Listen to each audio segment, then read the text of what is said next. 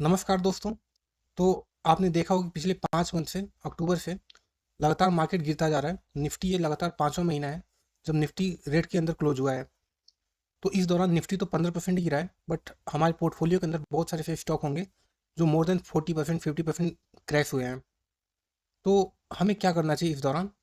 तो ये वीडियो हम इंडिविजुअल स्टॉक के बारे में नहीं बात करेंगे, बल्कि हम स्टॉक मार्केट के एक बहुत ही इंपॉर्टेंट रूल के बारे में बात करेंगे, जो कि हर एक निवेशक को जानना बहुत ही ज़रूरी है। वैसे तो स्टॉक मार्केट के अंदर सिर्फ एक ही नियम है, ठीक है? लेकिन हम आज, जैसे कि न्यूटन के लॉ होते हैं, तो न्यूटन के ऐसे बोलते हैं 3 लॉ होते हैं। हालाँकि उनका रूल एक ही है कि rate of change of momentum is called force, but बाकी जो नियम है उसी रूल से डेराइव होते हैं। तो फिर स्टॉक मार्केट में बहुत सारे रूल होते हैं। एक फंडामेंटल रूल होता है, उसके अराउंड बाकी रूल बनाए जाते हैं। तो क्या है वो रूल?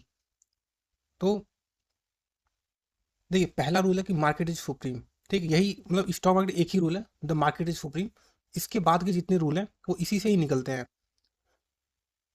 तो अभी जो बियर मार्केट चल रहा है, जो इतनी गिरावटें आ रही है, उसमें कौन सा रूल हमें याद करना चाहिए? रूल नंबर 2, जो कि बोलता है never forget behind every stock there is a business.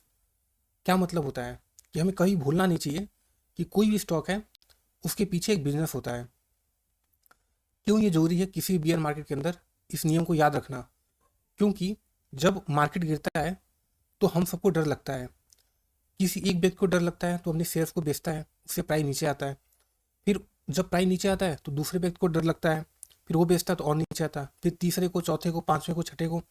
फिर जो बीमारी एक संक्रामक रोग की तरह सबके बीच में फैलती है, और फिर सभी डर डर के बेचने लगते हैं। तो स्टॉक मार्केट बेसिकली डर का खेल है। डर और उम्मीद। डर कि जो हमारे पास है कहीं हम उसको खो ना दें, और उम्मीद पाने का कि जो हमारे पास नहीं है हम उसको पा सकें। तो डर और उम्मीद के बीच में लड़ाई चलती रहती है। तो एक टाइम आता है कि जितने डरपोक लोग होते हैं वो निकल जाते हैं मार्केट से।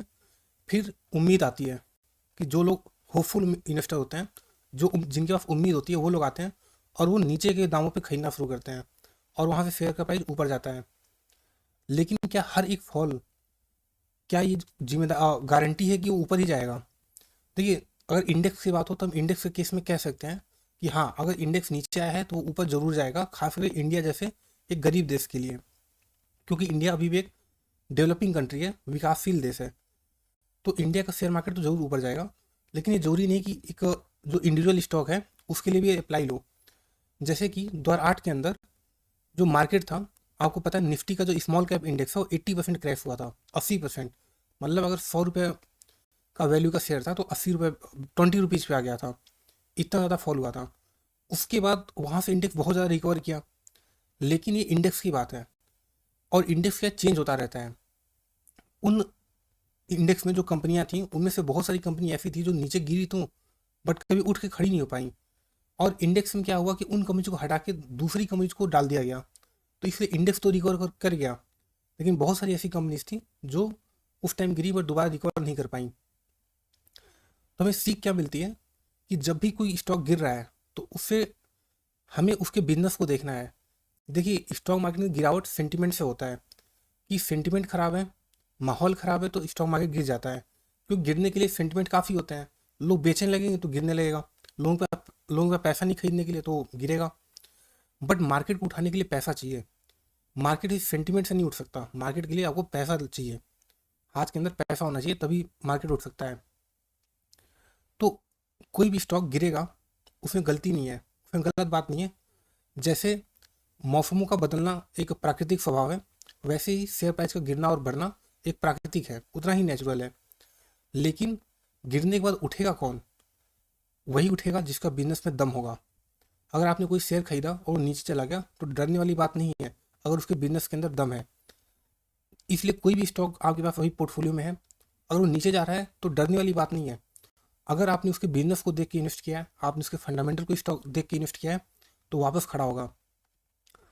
जीवन के अंदर हर मनुष्य गिरता है, इसलिए ताकि वो दोबारा उठ के खड़ा हो सके। और बिजनेस में भी ऐसा ही होता है। हर बिजनेस एक साइकिल के थ्रू गुजरता है जब बिजनेस अंडर परफॉर्म करता है।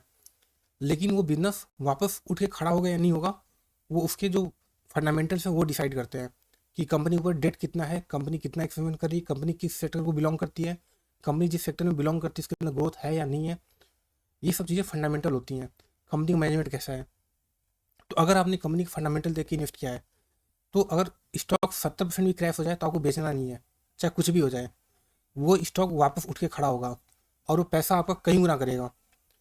ठीक है, तो इसलिए डरने वाली बात नहीं है। हाँ, अगर आपने फोमो में आके कोई स्टॉक खरीदा, कि कोई स्टॉक बस भागे जा रहा था भागे जा रहा था, ऑपरेटर ड्रिवन था, जिसके अंदर कोई फंडामेंटल नहीं था, आपने जाके उसको ऑल टाइम हाई पे खरीद लिया है और अब आपको एहसास हो गया कि आपने गलती की है, तो ज़रूर आपको उस स्टॉक से बिना सोचे समझे निकल जाना चाहिए।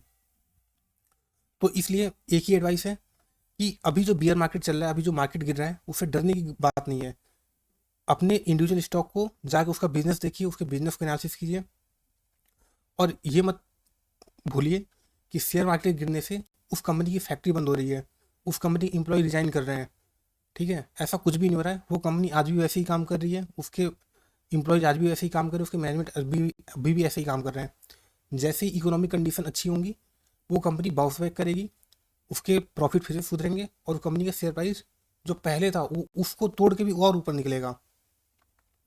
जैसा मैंने बताया, स्टॉक मार्केट डर और उम्मीद दो ही चीज़ें हैं मार्केट के अंदर। तो आपको डिसाइड करना आप किस तरफ हो, आप डर की तरफ हो या उम्मीद की तरफ है। देखिए, डर सबको लगता है, मैं ये वीडियो बना रहा हूँ, मुझे भी डर लग रहा है। ठीक है, मैं भी जितना मैंने पिछले 1 साल में प्रॉफिट किया था, अभी मैं ऑलमोस्ट न्यूट्रल हो गया हूँ। ठीक है, पोर्टफोलियो इतना ज़्यादा गिरा है, लेकिन डरते डरते ही सही, उम्मीद नहीं छोड़ना है। ठीक है, डर एक फीलिंग है जो कि बहुत नेचुरल है, बहुत ही स्वाभाविक है, हर इंसान के अंदर आती है, लेकिन उस डर को अपने ऊपर हावी नहीं होने देना है। उम्मीद का साथ कभी नहीं छोड़ना है। Hope is the best thing. ठीक, उम्मीद सबसे अच्छी चीज़ है और उसको कभी नहीं छोड़ना चाहिए, चाहे कितना भी डर लगे। तो ये रहा वीडियो। ठीक है, उम्मीद है कि आपको अच्छा लगा होगा। ठीक है, और डरिए मत। ठीक, उम्मीद का साथ मत छोड़िए। अगर आपको वीडियो अच्छा लगा तो वीडियो को लाइक कर सकते हैं और चैनल को सब्सक्राइब कर सकते हैं। Thank you.